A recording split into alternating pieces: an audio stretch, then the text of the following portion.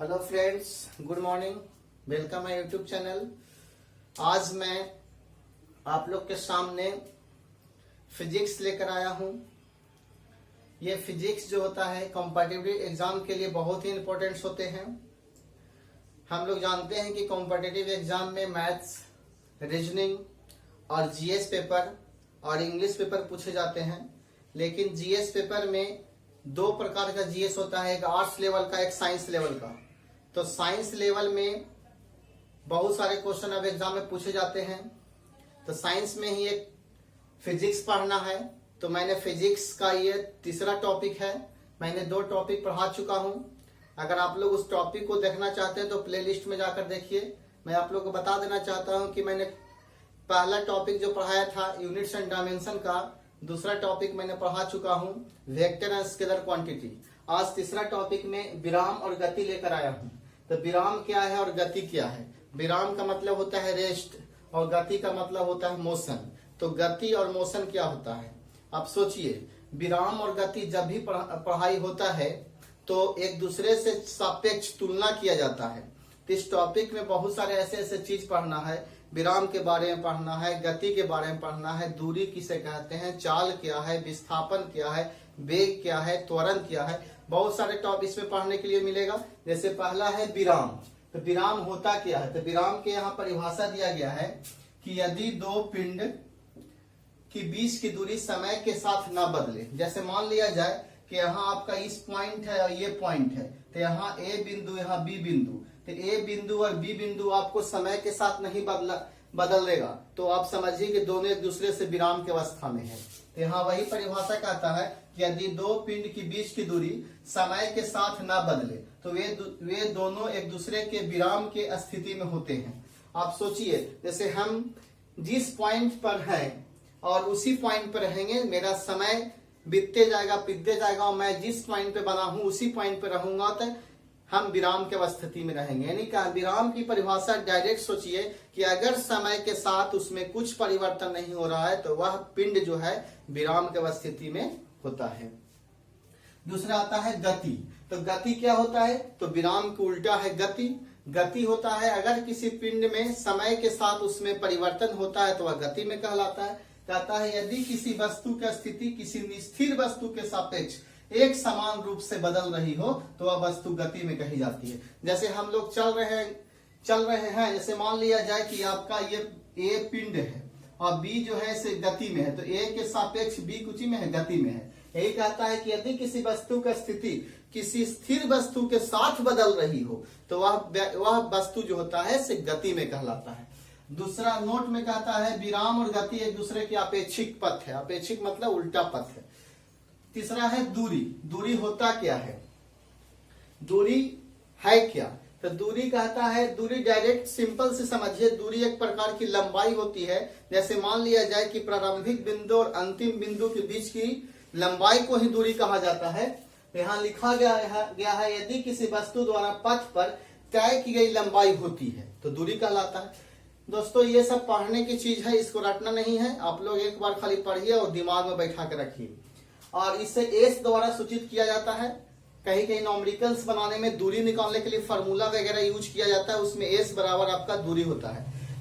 S बराबर सूचित किया जाता है। एक हमने दूरी का ऐसी फार्मूला बना दिया है, जैसे मान लिया एक त्रिभुज ले लिए हैं, समकोण त्रिभुज, और इसमें दूरी को समझाना चाह रहे हैं। अर्थात लिखे हैं, ये मान लिया जाए लंबाई आपका 4 है और ये 3 है, तो ये आपका जो दूरी हुआ तो यहाँ से यहाँ तक आपका 4 है, यहाँ आपका कितना हुआ 3, अर्थात 7 मीटर मेरा क्या हुआ? दूरी हुआ। अगर मान लिया जाए सर्कुलर में चलते हैं तो सर्कुलर में जब भी दूरी निकालना है तो वृत्त का परिधि निकालेंगे, वही उसका दूरी कहलाता है। इसका एसआई मात्रक याद कीजिएगा कि दूरी का एसआई मात्रक क्या होता है? एसआई यूनिट्स तो मीटर में होता है। अगर सीजीएस यूनिट्स क्या होता है? सीएम होता है। और इसका डायमेंशन अर्थात बीमा क्या होता है? तो एल फॉर लेंथ होता है, तो एल हो जाएगा। और यह अदिश राशि है। दूरी कौन सी राशि है? अदिश राशि। ये जो 4 पॉइंट है आपके लिए बहुत इंपॉर्टेंट है। यही पॉइंट जो होता है कॉम्पिटिटिव एग्जाम में ऑब्जेक्टिव बनाता है एग्जामिनर। दूसरा है विस्थापन। विस्थापन है क्या? डिस्प्लेसमेंट। तो विस्थापन जस्ट डिस्टेंस है। सोचिए यहाँ क्या लिखता है, यदि निश्चित दिशा में विस्थापन और दूरी को समझना बहुत जरूरी है। दूरी में निश्चित डायरेक्शन नहीं होता है, लेकिन विस्थापन में निश्चित डायरेक्शन होता है।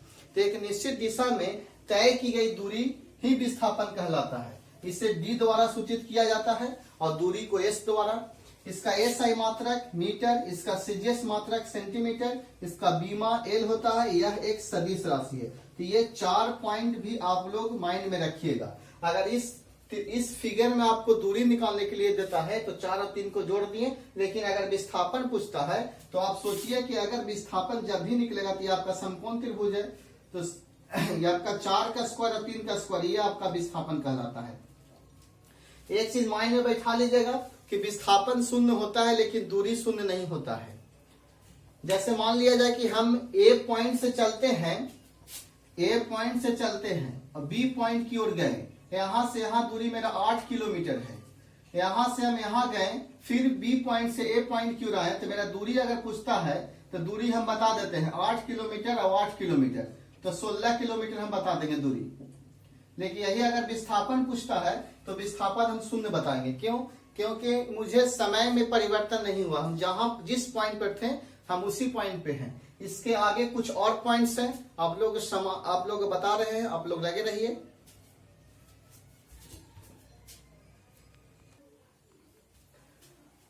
विराम के बाद विराम, गति और वेग के बाद आता है चाल, वेग और त्वरण। चाल है क्या, वेग होता क्या है, त्वरण क्या है? तो चाल और वेग में कभी कभी एग्जाम में अंतर पूछे जाते हैं क्वेश्चन से। चाल है क्या? कहता है किसी गतिशील वस्तु द्वारा एकांक समय में चली गई दूरी को चाल कहते हैं। एकांक समय में किसी गतिशील वस्तु द्वारा एकांक समय में चली गई दूरी को चाल कहते हैं। अर्थात जो चाल होता है दूरी बटा समय, दूरी बटा समय।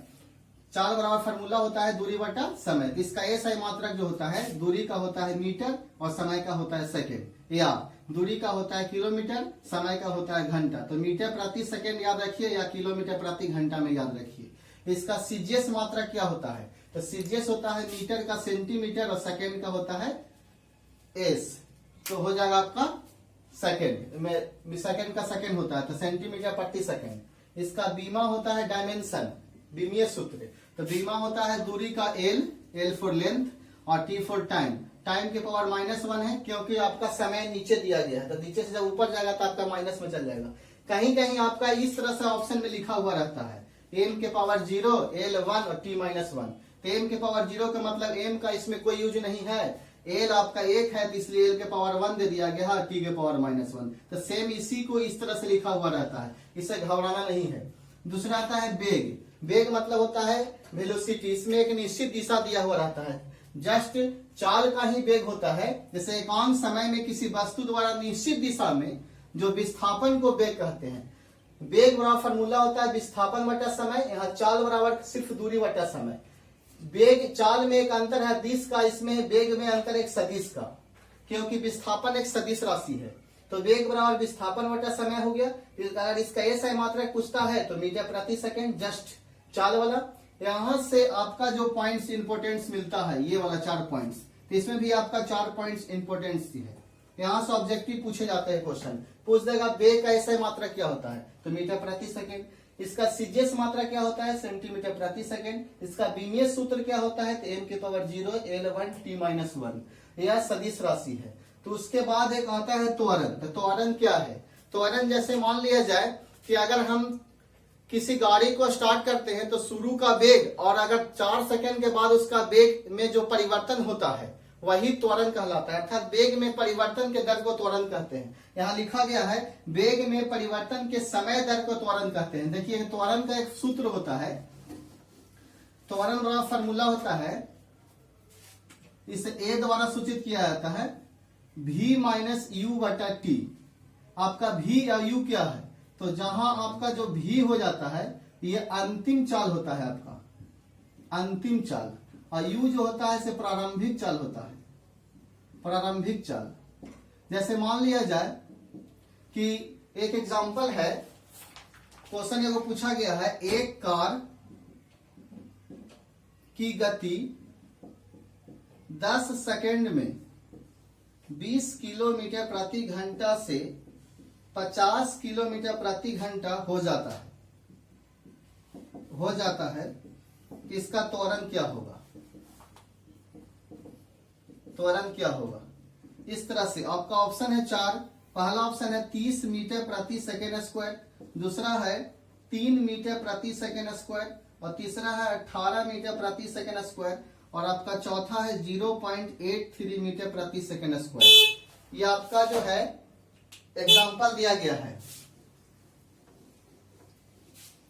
इसका सॉल्यूशन देखिए, यहाँ आपका एक कार की गति 10 सेकेंड में 20 किलोमीटर प्रति घंटा से 50 किलोमीटर प्रति घंटा हो जाता है। जैसे मान लिया जाए ये आपका कार है, यहाँ शुरू में चला था 20 किलोमीटर प्रति घंटा की चाल से, और 10 सेकेंड के बाद उसका चाल में परिवर्तन हो गया 50 किलोमीटर प्रति घंटा।